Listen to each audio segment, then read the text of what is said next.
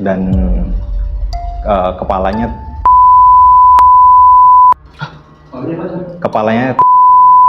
Oh, jadi maksudnya Mas Rifki pagi itu mau beli gado-gado lah ya, mau berangkat sekolah, mau beli bekal, angkat begini sendiri gitu. Dan ngangkatnya tuh 2. Oh gini? Iya, aku adekku yang nomor 2 tuh udah angkat kakinya. Sampai satu ketika badan pun ikut diangkat, digendong kayak gini. Aku ketika itu aku jalan ke sini, terus aku diem, terus aku bilang aku mau pamit gitu. Hampir seminggu tuh ada aja yang orang jualan bakso, jualan mie ayam, kayak yang di film-film itu nggak ada kepalanya, ada. Selalu ada. Oh, jadi ini rumah ada orang lewat lagi jualan bakso, Iya, itu setiap jualan malam mie ayam, ya, tapi nggak ada kepalanya. Nggak ada kepala.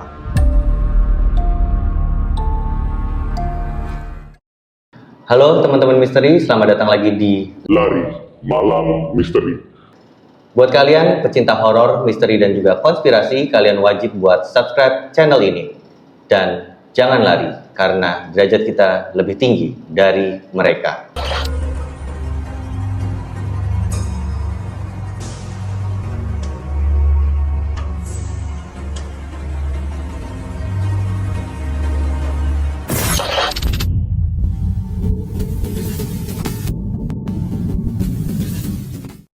Teman-teman misteri, pada malam ini kita kedatangan bintang tamu yang sangat spesial yang akan menceritakan pengalaman horor yang pernah dialami. Di sini ada Mas Rifki. Ya. Halo. Halo. Apa kabar Mas Rifki? Baik. Makasih banyak sudah mau mampir ke Lari Malam Misteri. Iya. Jadi Sama-sama. Mas Rifki mau bercerita tentang apa nih Mas pada malam ini? Iya. Kalau aku nanti akan menceritakan mengenai masa kecilku di kota Sampit dan sekaligus juga menceritakan tentang pengalaman misteriku di sana. Oke, Kota Sampit berarti ini di Pulau Kalimantan ya Mas ya? Iya betul, di Pulau Kalimantan Tengah. Wah, pasti bakal menarik banget ceritanya. Kalian wajib buat tonton video ini sampai habis.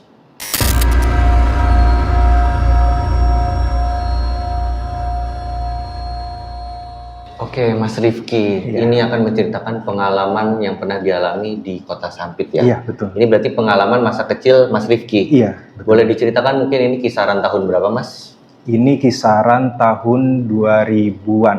Tahun 2000-an awal ya? Iya betul, 2000-an awal. Oke, boleh silakan langsung diceritakan ke teman-teman misteri. Iya, berawalnya itu aku tinggal di Kota Sampit itu di tahun 2000. Saat itu masih sekolah dan di sana itu seperti biasa kehidupannya berbaur dengan anak-anak, sepantaran kayak gitu, main segala macam kayak gitu kan. Terus aku tinggal di salah satu komplek itu pemukiman warga yang mayoritas ya menengah lah gitu, kelasnya menengah. Dan di sana aku melihat banyak sekali pedagang-pedagang yang mayoritasnya etnisnya Madura seperti itu. Teman-teman Madura. Dan tinggal di sana itu rukun, warganya rukun, aman, semuanya kayak gitu. Dan aku bersekolah pun masih, teman-teman pun banyak juga dari kalangan teman-teman asli Kalimantan maupun pendatang. Seperti itu. Hidup rukun ya? Iya, hidup rukun. Terus kemudian sampai aku di umur di 1 tahun kemudian, di tahun 2001, tepatnya itu di bulan Februari. Sebenarnya dari bulan Januari sudah mulai terlihat sebenarnya perselisihan. Terjadi perselisihan ya dari bulan Januari. Di bulan Februari? Di bulan Februari, mungkin di berita juga udah banyak menceritakan, di bulan Februari lah mulai adanya perpecahan. Perpecahan di situ juga ada konflik, sebenarnya kesalahpahaman sih konfliknya, nggak tentang suatu yang siapa yang salah dan siapa yang benar seperti itu. Jadi hanya salah paham ya sebetulnya salah paham. ya. Iya, dari sebenarnya maksudnya kehidupan misterinya di sana itu dari dulu sih sebenarnya. Dari aku awal tinggal di sana itu sudah kental, karena kan memang kita kenal dengan Kalimantan khususnya, apalagi saya tinggal di kota Kalimantan Tengah, yang kental budayanya, kental sekali kehidupannya. Jadi ya kita hidup rukun aja gitu dengan dunia kita sama dunia mereka kayak gitu. Dan anak-anak di sana itu aku jujur aku sekarang tinggal di Jakarta. Aku tinggal di Jakarta, budayanya beda dengan di sana. Kalau di sana tuh anak-anak itu nggak pernah ada yang namanya ditakut-takutin sama orang tua. Itu aku mau menceritakan di situ dulu partnya. Nggak pernah ditakut-takutin sama orang tua. Jadi kayak main di hutan, orang tua pun membebaskan. Main di lapangan luas, anak-anak bocah umur 5 tahunan kayak gitu dibebaskan. Sedangkan mungkin di sini aku melihatnya sedikit-sedikit ditakut-takutin kayak gitu anak-anaknya. Nggak boleh keluar maghrib nanti diculik kolong wewe gitu ya, gitu. Ditakut-takutin. Kalau di sana enggak ya? Di sana cenderung dibebaskan ya? Cenderung dibebaskan. Mau sore, cuman cenderungnya di sana kalau malam sekitaran kisaran jam 8 itu mulai sepi lingkungan itu. Karena memang kita terbiasa. Ya terbiasa seperti itu. Ada yang mengaji, ada yang ibadah kayak gitu. Seperti itu. Dan bedanya di sana dan di sini kental. Makanya ketika aku datang ke sini, aku heran gitu. Melihat di sini tuh kok anak kecilnya ditakut-takutin, sedangkan kita di sana enggak. Dan budaya itu yang jadi anak-anak merasa nggak pede kalau untuk keluar kayak gitu. Di sana dan boleh dibebaskan seperti itu. Nah, singkat cerita, aku pengalamanku di sana selama tahun 2000 itu, sebelum tahun 2001, aku balik lagi ke 2000, itu dia pengalamanku banyak sekali sih sebenarnya. Kayak contoh, aku ditawarin mangga sama sosok nenek-nenek kayak gitu. Oh, nenek-nenek berarti ya? Nenek-nenek. Bukan manusia berarti? Bukan. Kita bilangnya di sana tuh nini. Kalau kita tuh nenek di sana tuh bilangnya nini, bahasa kita di sana. Nah, ditawarin mangga. Cuman mangga itu beneran mangga, nggak mangga busuk kayak seperti di film-film gitu dikasih. Mangga biasa kayak gitu. Dan jadi cenderung itu diambilkan. Anak kecil biasanya kita naik ke atas pohon, kita ngambil buah, tapi ini enggak, dari beliau dikasih. Cuman ketika dikasih ya seperti biasalah, di balik pohon itu dia hilang. Itu tuh sering. Ini kondisi nenek-neneknya selayaknya nenek-nenek manusia saja? Atau ada yang aneh dari dia? Apakah pucat? Atau bajunya itu tidak pada zamannya? Atau seperti apa? Itu pada nenek-nenek seperti biasa sih. Rambutnya putih, tidak disisir kayak gitu. Pakai baju kebaya zaman dulu kayak gitu kan. Cuman dia raut wajahnya nenek-nenek. Mengkerut kayak gitu. Itu sering aku temuin kayak gitu, kadang nenek-nenek, kadang kakek-kakek pun ada. Cuman kalau kakek aku cenderung main di di ladang ubi sebenarnya. Ladang ubi. Iya, ladang ubi aku sering di situ. Terus dikasih juga ubi. Karena cenderungnya anak-anak di sana itu kalau main itu ke hutan. Terus jajan tuh kita mending ngambil buah di hutan dibanding jajan di warung, karena jarang warung pun susah gitu di sana, jauh-jauh jaraknya. Dan gratis. Iya, betul. Iya, betul. Itu yang penting. Iya. Nah, itu sering terjadi di tahun 2000-an itu. Aku karena pertama kali tinggal di Kota Sampit. Aku balik lagi ke tahun 2001.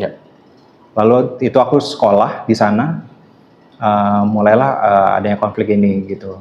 Dan konflik ini aku merasakannya di lingkunganku itu kan ada seorang ibu-ibu yang berjualan gado-gado. Itu langganan. Hampir setiap hari aku beli di situ untuk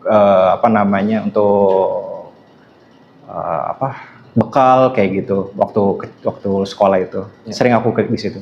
Gado-gado Kalimantan. Iya, ada Sebutannya gado-gado juga. Gado-gado dari Jawa. Jadi bukan gado-gado Betawi bukan? Bukan. Gado-gado yang dijual oleh orang Madura. Pakai cingur gitu. Agak berbeda berarti kan makanya kan.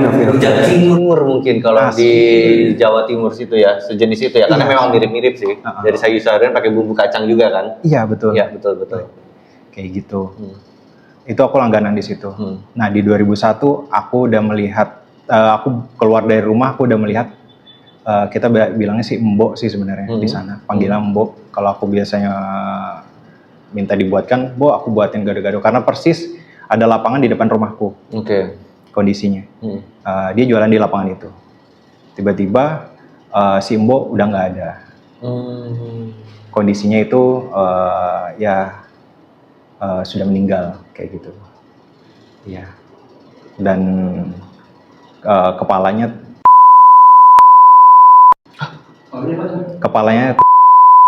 Oh, jadi maksudnya Mas Rifki pagi itu mau beli gado-gado lah ya, mau Iya. berangkat sekolah, mau beli bekal, tapi di tempat itu si Embok sudah ditemukan tidak bernyawa dengan posisi kepalanya. iya.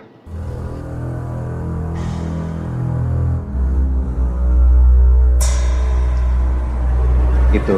Anak kecil ngeliat kayak gitu. Itu pertama kali trauma yang aku lihat waktu itu. Trauma, kira biasa sama. Enggak, baru. Iya, itu baru terjadi. Heeh. Dan disitulah bunyi sirena dari damkar, sirena tinggi dari damkar. Bunyi tuh seperti itu. Itulah mulai perpecahan di situ.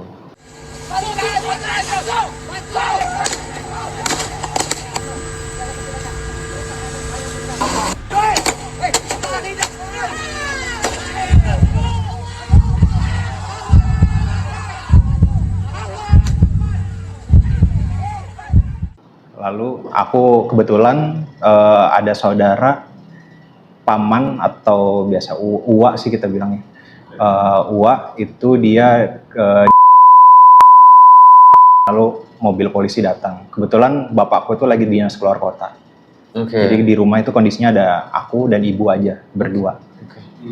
Iya. Terus aku dibawa oleh pamanku, katanya ini udah parah situasinya, seperti itu. Udah Chaos parah, ya, chaos chaos. banget.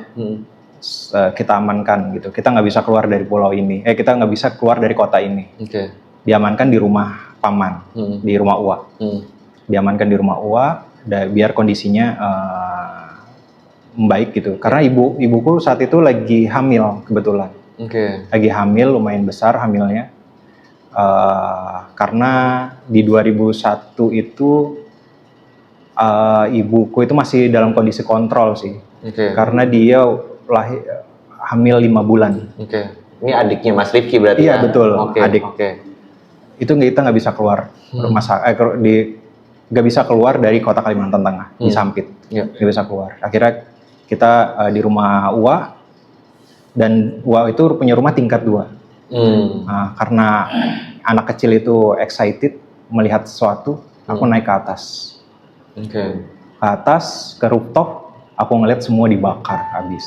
Rumah-rumah dibakar. Jadi kondisinya itu setiap aku diceritakan oleh abangku, karena abangku yang ikut serta di sana, itu dia rumah itu ditaruh daun sirih di atas rumahnya lalu dibakar. Itu apinya akan ke atas, nggak ke samping. Apinya itu menyambarnya nggak ke samping tapi ke atas. Oke. Dengan daun sirih itu tadi. Daun sirih ditaruh di depan rumah, daun sirih, lalu dibakar rumah itu, apinya ke atas. Oke. Kayak gitu. Dan itu semua. Nah, satu ketika di mana bahan makanan kita habis. Oke. Bahan makanan kita habis. Aku diajak bapak untuk ngejarah toko, karena emang chaos, kita harus cari makanan. Yep. Semua orang juga berlomba-lomba ke supermarket, ikut ambil kayak gitu, karena emang kita butuh makanan. Untuk Karena bertahan hidup ya. Betul. Suasana kan tadi mirip-mirip ya. Iya, hampir. Tragedi menjarah toko gitu-gitu. Iya, betul. Cuman kalau ini kita lebih ke makanan sih. Iya. Kayak macam toko handphone sih nggak ada sih. Toko Elektronik ya. elektronik, TV itu nggak dijarah sama sekali. Ya, jadi ini lebih ke kebutuhan hidup lah ya, Iya. untuk bertahan hidup. Bahan makanan sudah menipis, jadi mau tidak mau terpaksa betul. untuk menjarah makanan. Gitu Iya, ya. betul. Itu dia. Jadi saat itu sebelum kita keluar rumah, itu kita harus mengikuti uniform lah dari teman-teman Dayak semua gitu. Kita pakai slayer headband merah, terus telinganya dipakein kapur sirih gitu. Karena yang aku lihat di sana teman-teman dari Dayak itu semuanya seperti bukan manusia sih sebenarnya. Oh gitu. Iya, karena mereka matanya merah kayak seperti orang begadang sih. Oh, merahnya merah pekat gitu. Jadi putihnya ini udah merah gitu ya? Iya, hitam pun merah gitu. Oh. Jadi merahnya masih campuran hitam gitu. Iya. Jadi eh, mata yang tadinya putih hitam ini jadi satu warna merah ke hitam-hitaman gitu. merah. Cuman Karena begadang atau debu. Iya. terus abangku cerita itu karena abangku yang ikut serta di sana, abangku cerita, dia bilang semua teman-teman termasuk dia itu melihat manusia itu bukan lagi manusia, tapi binatang. Ya. Jadi karena ini menyangkut kehormatan suku, itu jadi kayak melihat orang-orang Madura ini itu dia seperti sapi. Wujudnya. Yang dilihat sama. Iya, wujudnya sapi. Jadi sebenarnya kita tuh orang-orang Dayak itu kan orang pemalu. Iya. Iya, pemalu sekali gitu. Tapi ketika ada panggilan atau ada tragedi yang mengharuskan ini turun ke jalan, ini udah nggak bisa ditoleransi lagi. Lalu mereka tuh melakukan itu ke jalan kayak gitu. Karena ini orang-orang yang di kota yang melakukan tradisi pengayauan ini aku disclaimer lagi, untuk pengayauan itu sebenarnya tradisi kepala yang dilakukan oleh suku Dayak. Iya. Kepala manusia pastinya. Itu pengayau. Cuman itu udah mulai ditinggalkan sebenarnya. Iya. Udah mulai ditinggalkan oleh orang-orang modern sekarang. Aku balik lagi ke ceritanya. Ketika mereka matanya merah itu, lalu mereka brutal lah kayak gitu melihat itu sapi gitu. Dan ada hasrat, ada telinga mereka dibisikin kayak gitu. Terus kemudian aku ikut balik lagi ke aku menjarah. Itu ikut sama bapak menjarah. Itu aku selama perjalanan aku udah naik motor. Dulu aku naik motornya itu motor KZR. Ya, motor Kawasaki. Naik motor KZR sama bapak dibonceng. Bapak juga bawa mandau juga, tapi hanya sebagai simbolis aja gitu. Oke. Ini kondisinya Bapak sama Mas Rifki pakai uniform itu tadi, yang ikat kepala. Ikat kepala pakai kapur sirih. Oke. Iya, Sebagai penanda. Sebagai penanda bahwa kita satu suku kayak gitu. Oke. Iya, padahal bapakku tuh bukan orang sana gitu kebetulan. Bapakku orang Sunda. Oh gitu. Iya, sebenarnya agak nekat dia keluar rumah itu. Oh. Iya. Tapi berarti Iya. dari keluarga yang Dayak ibu berarti? Iya, ibu. Iya. Oke. Ibu. Iya, Terus iya. kemudian aku ke toko, tapi selama perjalanan itu aku ngelihat bergelimpangan badan sih, bukan kepala, badan. Badan tanpa kepala? Badan tanpa kepala. Sepanjang Mas jalan tuh ya, kanan kiri. Iya, betul. Sesuai dengan dokumentasi yang beredar di media. Iya.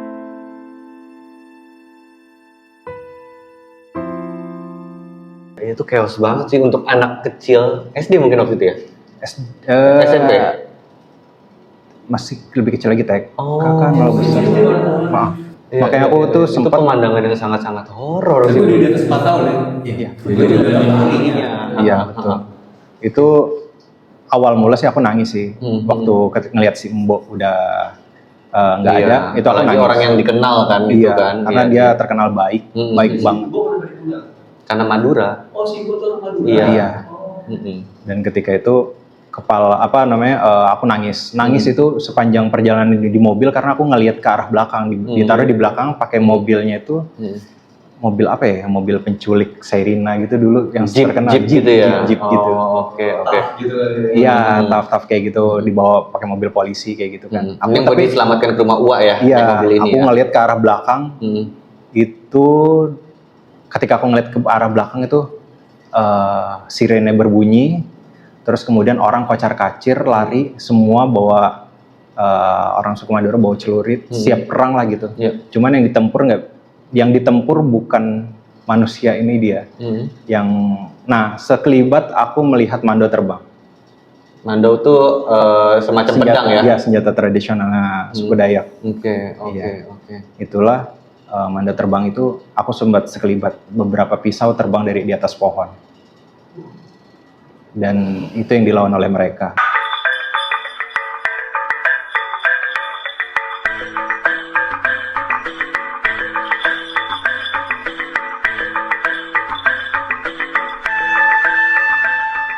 Ya. Tapi kalau yang Maduranya dia pegang cerulit, dia melawan mandau terbang berarti.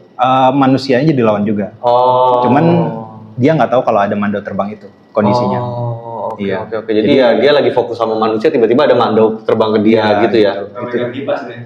Wah beda, itu beda urusan. Itu lagi jualan sate. Kalau itu, mohon maaf. Lanjut. Iya, seperti itu. Dan aku balik lagi ke cerita aku udah di aku menjarah. Aku melihat bergelimpangan badan di mana-mana. Itu aku udah nggak bisa nangis di situ. Cuman mata udah sembab gitu. Anak kecil sembab. Kata bapak, tenangkan diri. Ini jadi pengalaman terbaik kata bapak gitu dulu. Iya, karena dengan pengalaman ini, bapak selalu cerita. Dengan pengalaman ini bisa belajar bahwa di dunia ini ada yang lebih sadis dari ada yang lebih sadis daripada yang dilihat sadis kayak gitu. Dan senjata yang waktu itu aku lihat di sana ketika itu ada mandau, tombak, terus ada sebuah kantung yang mereka gunakan di sebelah kanan. Kantung itu aku juga nggak tahu sih, mungkin berisikan daun-daun sirih itu. Yang buat bakar rumah tadi itu. Iya betul.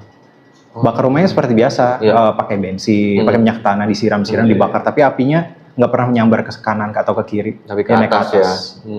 Iya. Kayak gitu. Itu dan saat itu ketika menjarah aku pulang dan itu aku melihat chaos di sana kan. Berlomba-lombalah orang-orang Madura ini untuk menaiki truk. Ada yang mengarah ke laut, ada yang mengarah ke sungai untuk naik kapal, untuk menyeberang kayak gitu. Seperti itu. Menyelamatkan diri lah ya. Menyelamatkan diri. Nah, itu 2001 sampai aku 2005 aku 2001 aku berhasil keluar di sana di bulan Januari, Februari, Maret, April, Mei, Juni, Maret. Di bulan Maret aku berhasil keluar dari pulau itu. Di kota itu aku pulang ke Banjarmasin, ke tempat aku lahir. Itu berhasil keluar dari kota Sampit, balik ke Banjarmasin. Iya betul. Selanjutnya? Nah itu aku balik ke Banjarmasin di bulan Maret itu, kemudian harusnya itu bulan Maret adekku lahir karena udah 9 bulan. Itu kemudian adekku berhasil bertahan itu sampai 10 bulan. Dia lahir di 10 bulan di bulan Juni. Karena ibu sebenarnya udah pendarahan, cuman masih perjalanan menuju kota Banjarmasin. Pakai mobil. Bapak kebetulan datang menjemput pakai mobil kantor lah bapak. Bapak kebetulan kerja di alat berat itu di Kalimantan. Terus kemudian balik ke Banjarmasin, adekku lahir di bulan Juni. Itu kondisi masih tricky sih sebenarnya di sana. Orang-orang yang imigrasi ke sana udah ketakutan. Orang-orang selain orang Kalimantan asli itu udah udah jarang lah mau ke sana gitu. Populasi pun turun gitu. Jadi turun pesat gitu. Karena pembantaian itu aku menurut berita yang aku baca itu 1000-an orang lebih gitu. Banyak banget korbannya, betul. Dan itu dua belah pihak. Dayak dan Madura pun itu totalnya segitu gitu. Iya, akumulasi dari dua belah pihak ya. Iya, betul. Jumlah korbannya sampai 1000-an lebih. Karena yang nggak punya ilmu itu nggak akan kebal kan, tetap kebunuh gitu. Tetap kebunuh. Nah, aku pulang ke Banjarmasin, kemudian adikku lahir, aku sekolah lagi di Banjarmasin, ijazah segala macam, aku udah hilang semua di sana. Karena udah aku tinggalkan rumah itu dan nggak pernah pulang lagi ke sana. Karena kebetulan aku sewa rumah di sana. Yang punya orang Madura gitu. Iya. Pas aku pulang ke rumah sana lagi, itu rumah udah dibakar sih sebenarnya. Udah habis, dokumenku juga habis. Iya. Sampai ijazah ya? Ijazah, akta lahir semua hilang semua. TV, motor udah dibakar semua udah. Tidak tersisa apa-apa. Karena rumahnya bukan rumah kita gitu. Iya. Habis itu aku di 2005 aku pulang lagi ke sana. itu belum ada kata damai sebenarnya di sana. Oh. Karena Tugu Perdamaian dibangun 2015. Kalau nggak salah ya. Bisa 14 tahun setelah kejadian ya berarti ya? Iya. Oke. Jadi dari 2001 sampai 2014, mungkin klimaksnya di 1 sampai 3 tahun pertama, tapi 14 tahun itu juga sebetulnya belum ada perdamaian ya. Jadi Iya. masih juga ada perselisihan lah ya. Masih ada perselisihan. Oke. Tapi nggak menutup kemungkinan juga teman-teman dari Madura juga tinggal lagi di sana tetap ada. Ya. Tetap ada. Aku di 2005 aku ke sana dan aku sekolah itu di sana juga melanjutkan sekolah karena Bapak kebetulan tinggal di sana lagi, dimutasi lagi ke sana. Oke. Karena Bapak megang satu perusahaan gitu, alat berat. Jadi nggak bisa ditinggalkan karena karyawannya percaya sama dia kayak gitu. Jadi dari Banjarmasin balik lagi ke Sampit. Iya, balik lagi ke Sampit. Oke. 2005. Nah, inilah di sini titik mula yang dibilang horror the real life kayak gitu. Oh. Iya, di sini ini di tadi 2005. belum klimaksnya tuh. Ini klimaksnya nih. Iya. Waduh. Dari dulu tuh kita namanya kota Kalimantan Tengah, kota Sampit, kota berbudaya, kota ada kayak gitu. Cuman ya urus masing-masing gitu kan. Iya. Dunia kita, dunia dia, dunia dia. Iya. Dan dia nggak akan mengganggu dan dia menolong kita bahkan. Kayak tadi contohnya mengambilkan saya mangga, Iya. ubi kayak gitu-gitu waktu saya masih kecil. Iya. Di 2005 inilah titik mula di mana interaksi aku sama beberapa makhluk halus lah kita bilang kayak gitu. Itu dimulai gitu. Oke. Itu di 2005 aku sekolah di sana. Kemudian aku balik di sana karena aku kangen kota sana. Tapi anehnya aku nggak punya rasa traumatik di sana. Jadi kayak takut keluar rumah kayak gitu. Padahal dulu kan kayak nangis jerit-jeritan apa segala macam, ngelihat pergeletakan segala macam. Tapi aku ketika aku ngelewatin jalan itu, jalan yang aku kemarin aku lewatin gitu kan, aku ngelihat oh di sini lo posisi yang kemarin, di sini lo posisi yang badannya aja dua badan gitu. Jadi aku ngelihat seolah-olah aku berimajinasi kalau lagi jalan mereka ada bergelempangan di jalanan itu. Jadi nostalgia aja gitu. Iya, nostalgia. Cuman aku berdamailah dengan keadaan itu. Iya. Berdamai kayak gitu sampai di sana itu setiap jam 8 malam itu udah jarang orang keluar rumah, apalagi anak-anak. Itu dari dulu budayanya memang seperti itu, tapi ini lebih kental lagi. Iya. Nah, aku tinggal di Jalan Pipit. Aku masih ingat jalan nama rumahku yang di 2000. Aku tinggal di 2005 ini di Jalan Pipit. Itu di Kota Waringin Timur. Itu aku tinggal bersama kuntilanak. The real life kuntilanak. Aku interaksi langsung dengan dia. Aku berdiskusi sama dia. Ada komunikasi jadi. Ada komunikasi. Jadi kuntilanak ini tinggal di rumah di mana Mas Rifki juga tinggal di rumah itu. Itu sewa. Aku rumah itu sewa. Tapi orang rumah nggak pernah cerita ke bapak karena bapak nggak bisa ngelihat. Iya. Mama tuh bisa ngelihat. Cuman mama nggak mau kayak. Mama nggak mau cerita ke anak-anak. Dan orang tuaku itu nggak menyadari itu. Kalau aku adekku tuh bisa lihat adekku yang terakhir yang cewek. Itu bisa lihat. Sampai ketika dimana bapak tuh ngelihat kondisinya itu si kuntilanaknya ada di kamar belakang. Ruas rumahnya itu sekitar 210 meter. Wow, luas ya. Iya, 210 meter persegi. Jadi ada bagian tempat jemur, ada kolam ikan, ada lemari. Kata orang yang punya rumah nggak boleh dibuka. Lemari itu. Iya. Nah, ini nanti aku ceritakan juga lemari ini isinya.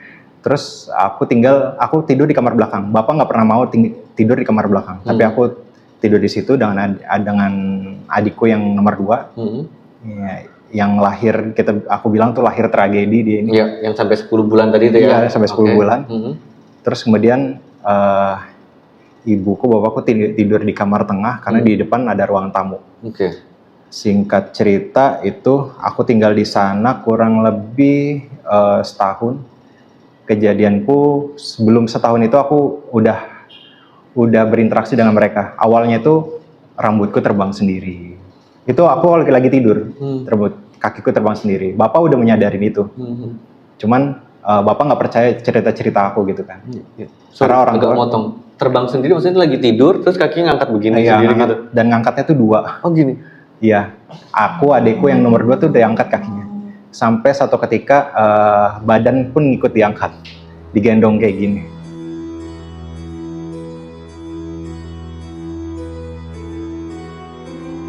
Ya, bapak tuh ngelihat di kamar. Tapi ketika bapak buka pintu, selalu dibanting. Dah gitu ya. Iya, selalu dibanting. Bapak selalu ngelihat. Tapi bapak nggak pernah bercerita itu. Iya, Ketika kita mau pindah ke Jakarta, baru bapak bercerita itu. Nah itu aku di situ, terus aku bilang, kenapa pada badan sakit, pegel-pegel gitu kan, bangun tidur. Ya di situ aku mulai aku apa namanya, di situ di kamarku nggak ada cermin, Iya. kebetulan nggak ada cermin, cuman di lemari yang nggak pernah dibuka itu ada cermin di dalam situ.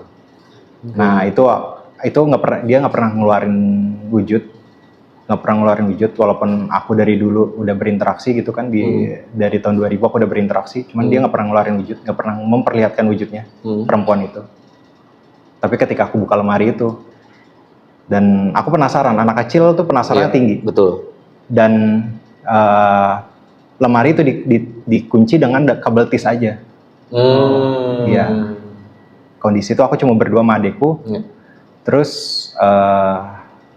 penasaran kita ngapain lagi gitu. Akhirnya yaudah kita ke belakang, buka lemari itu. Pas buka lemari itu, jatuhlah satu kain. Kainnya warnanya ungu. Tapi setelah aku nggak tahu bau darah itu seperti apa. Iya.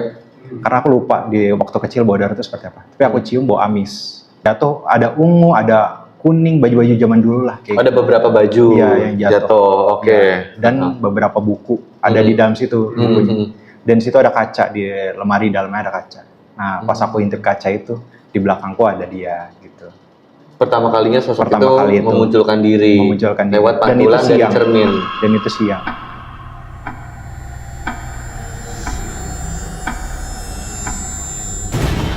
Dan aku lihat di belakang, aku nggak kaget gitu, nggak kaget kalau ngeliat kayak gitu, karena dari dulu emang ada yang hancur, ada yang seperti apa aku ngeliat. Nggak kaget. Aku sambil di kaca sambil bilang, kalau mau main ajak, kata aku gitu. Kalau mau main ajak. Malah diajak Dan main. iya, kalau mau main ajak. Dan perlihatkan ke aku aja, aku nggak apa-apa gitu.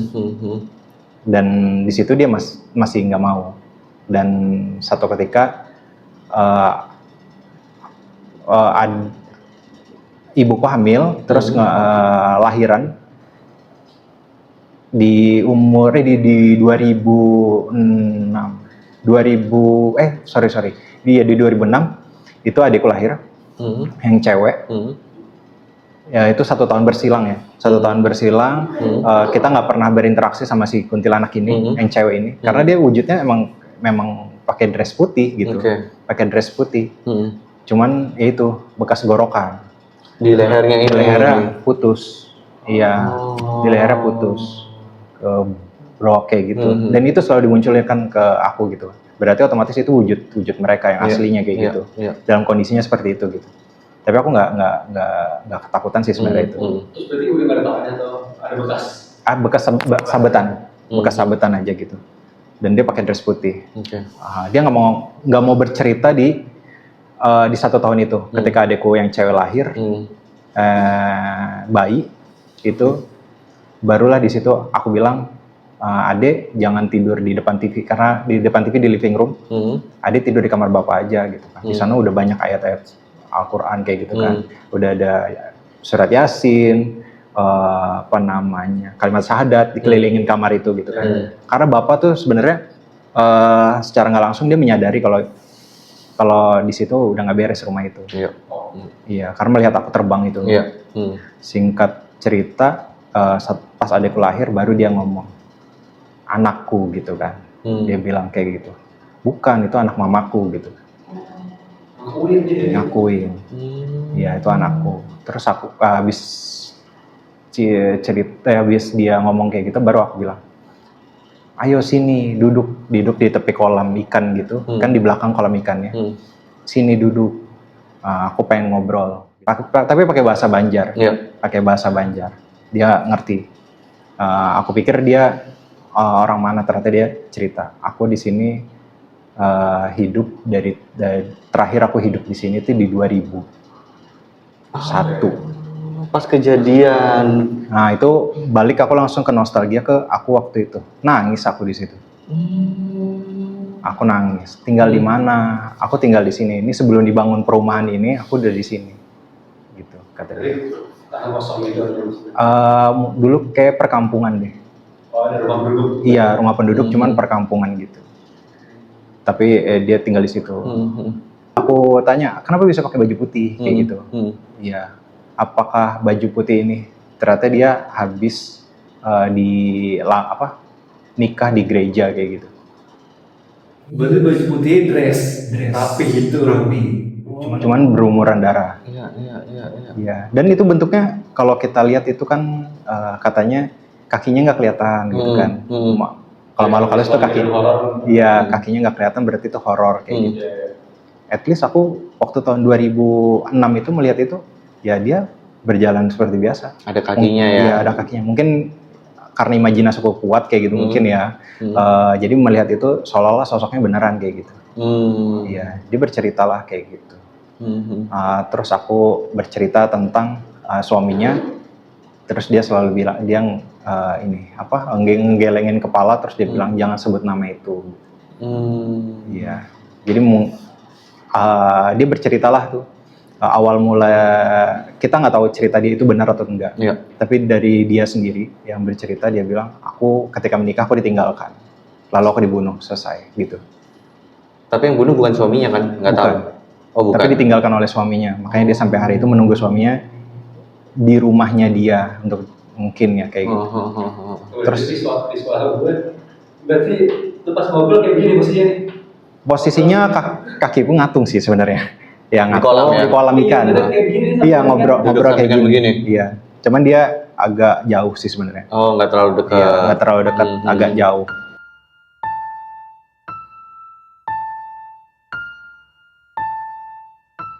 Itu singkat cerita, terus kalau bapakku datang dia selalu senang karena ada sosok suami di situ. Oh. Iya, dia at least sepertinya dia suka sama bapakku. Iya. Cuman ibu selalu, kalau ada ibu pasti dia pergi gitu, hilang. Kalau bapak sendiri ditemani, ada, dia senang gitu. Itulah aku awal interaksi di situ. Nah, bukan itu aja horornya, terus kemudian setiap hampir seminggu tuh ada aja yang orang jualan bakso, jualan mie ayam, kayak yang di film-film itu nggak ada kepalanya, ada, selalu ada. Oh jadi ini rumah ada orang lewat lagi jualan bakso, Iya, itu setiap jualan malam mie misalnya, ayam, ya, jam tapi nggak ada 9 kepalanya. nggak ada kepala.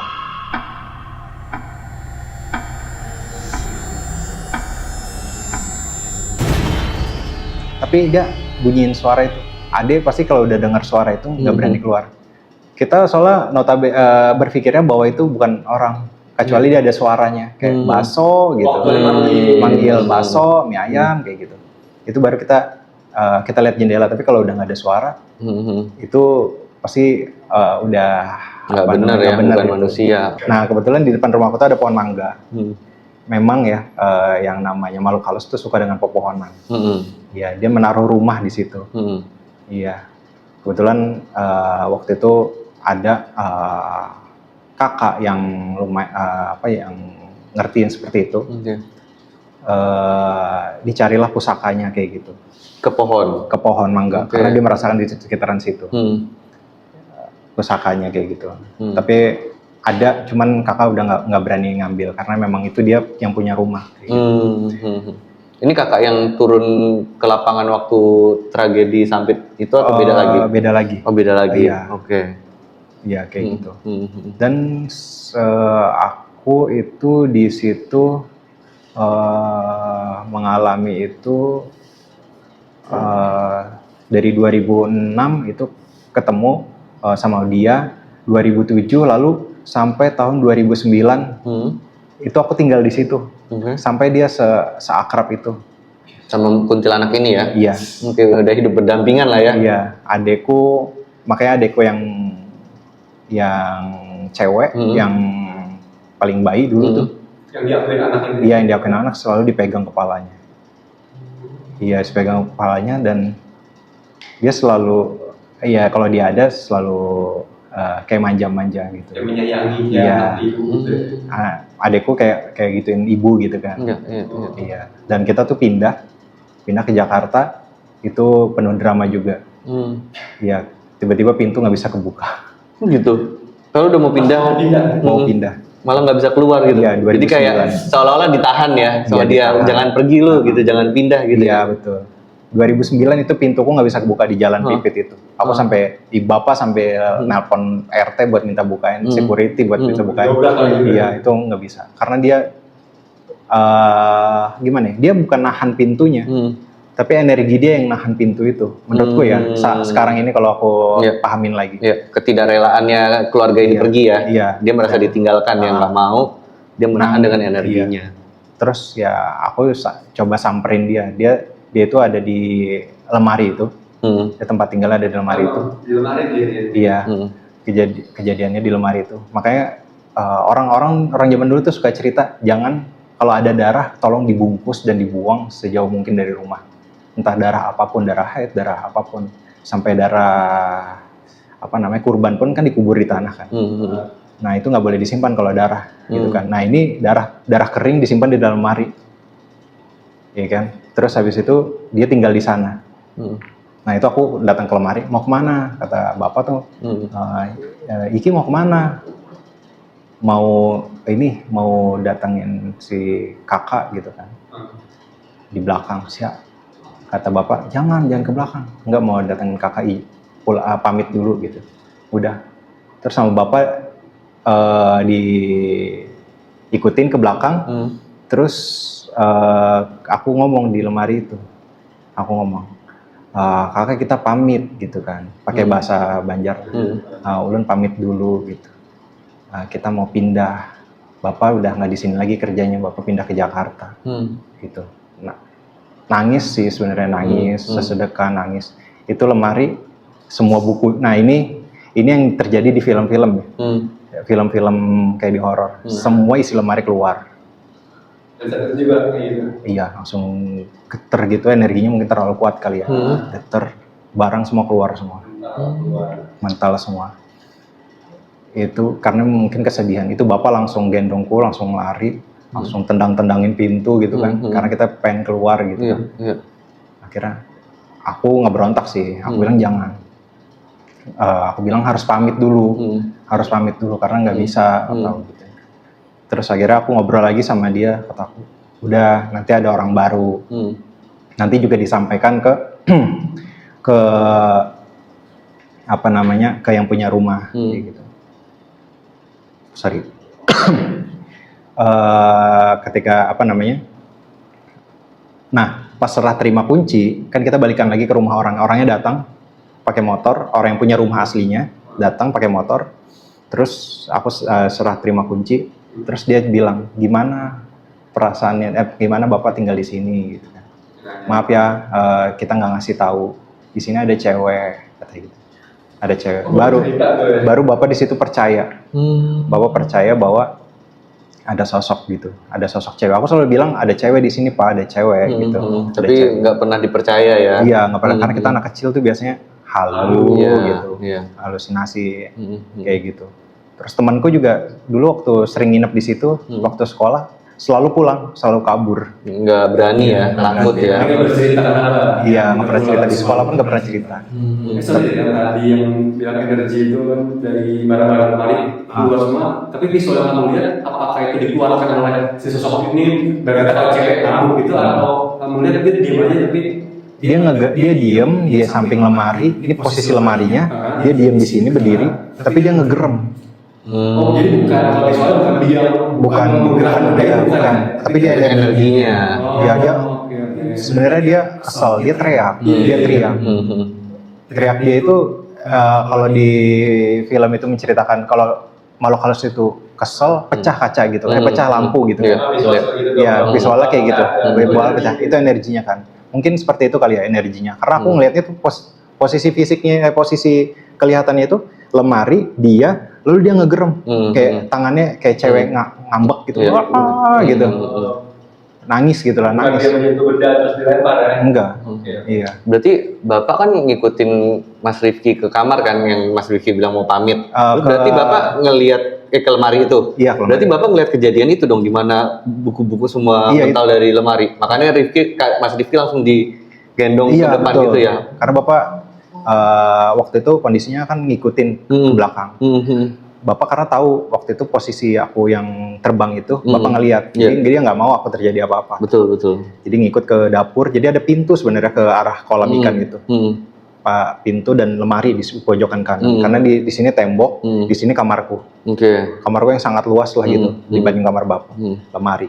Terus di sinilah aku ketika itu aku jalan ke sini, terus aku diem, terus aku bilang aku mau pamit Iya. gitu.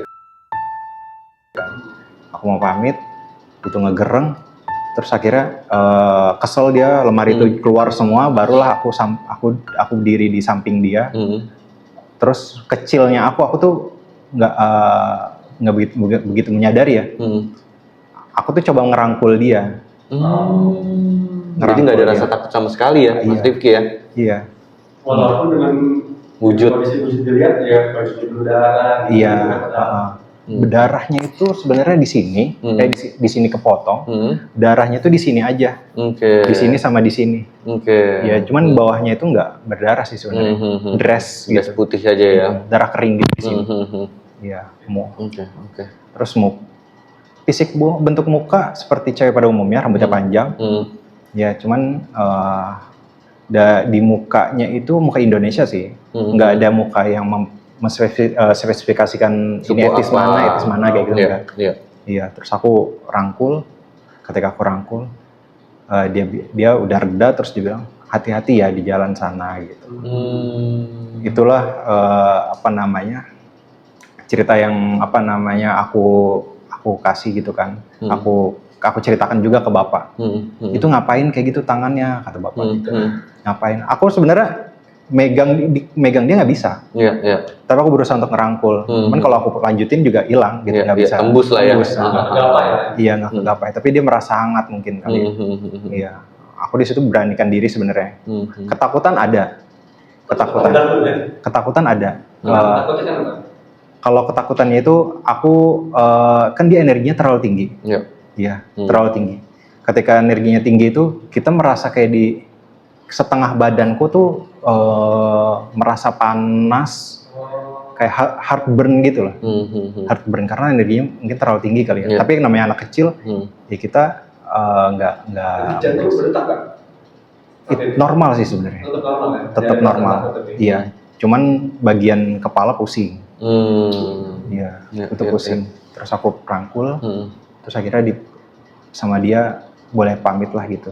Hati-hati ya katanya ya. Hati-hati di jalan gitu. Kalau ketika hati-hati di jalan dia ya ngikutin aku terus ke adik aku yang cewek. Yang dia bilang anaknya dia itu. Iya. Oke. Sama mama sebenarnya bisa ngeliat juga kan. Sama mama ya udah, mama nggak apa-apa gitu kan. Mama is okay gitu. Dia ngelus-ngelus habis itu kita pamit. Karena mobil lapangan kita yang mobil taksi datang. Itu sih yang selama di sana kayak gitu. Tapi selama aku hidup di sana itu banyak banget di sana. Kayak taman kota itu aku ngeliat itu banyak. Cuman interaksi aku tuh terbatas. Interaksi aku tuh terbatas sama mereka ini gitu. Karena aku tipikal orang yang tahu mereka ada. Tapi kalau mereka kesulitan untuk berinteraksi dengan kerabatnya, ya aku coba bantu. Gitu waktu itu. Kayak gitu. Makanya aku selalu sebenarnya bisa melihat itu menurut aku bukan suatu yang aku harus banggakan kayak gitu. Iya. Tapi di satu sisi aku mengetahui selain kita ada mereka kayak gitu. Mereka. Iya, iya. Wah, luar biasa banget sih. Aku nggak pernah kepikiran bahwa bisa ngobrol langsung sama saksi mata, saksi hidup dari tragedi Sampit gitu. Aku tahu ada kejadian itu, ada tragedi itu di Kalimantan sana. Tapi hari ini beruntungnya bisa ngobrol langsung sama Mas Rifki yang pada saat kejadian itu ada di sana gitu.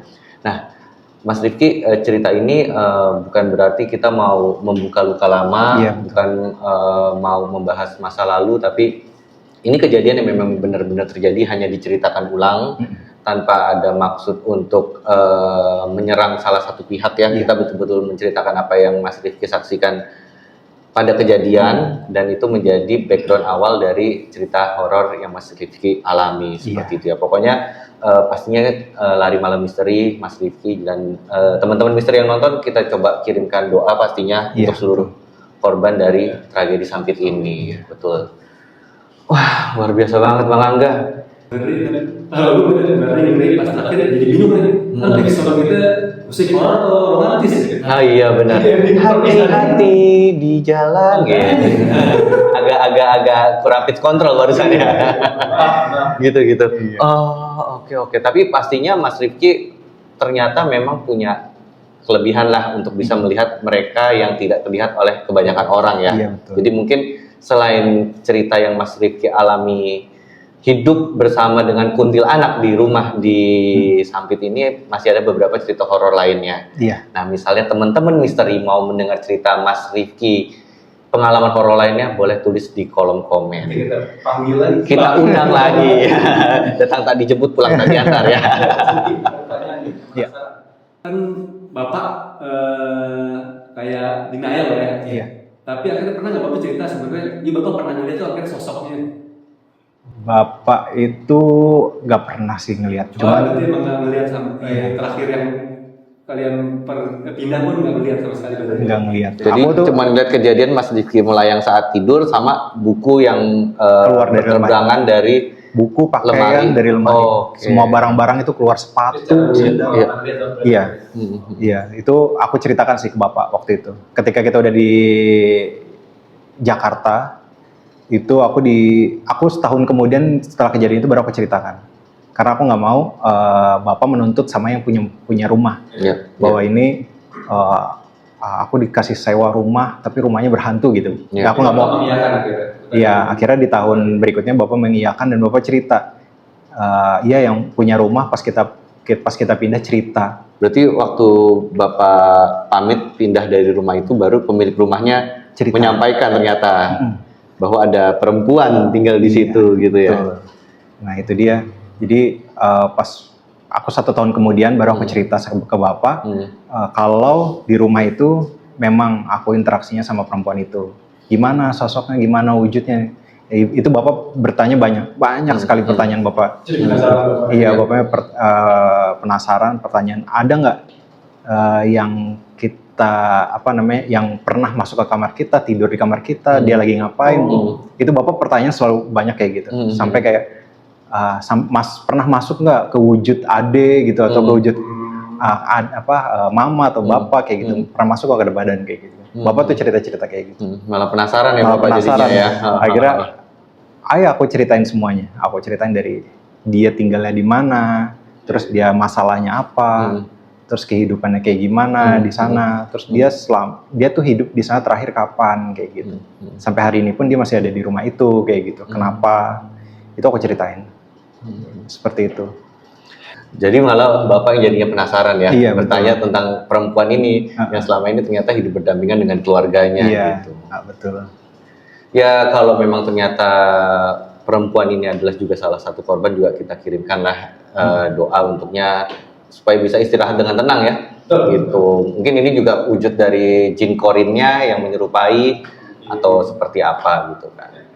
Ya Mas Rifki luar biasa banget ceritanya.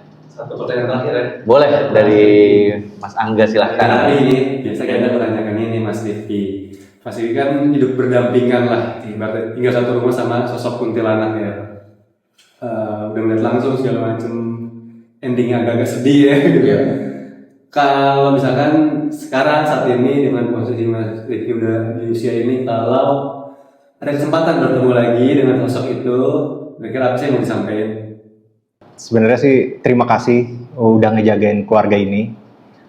Karena di sana ketika habis tragedi itu pasti semua keluarga pendatang itu digangguin.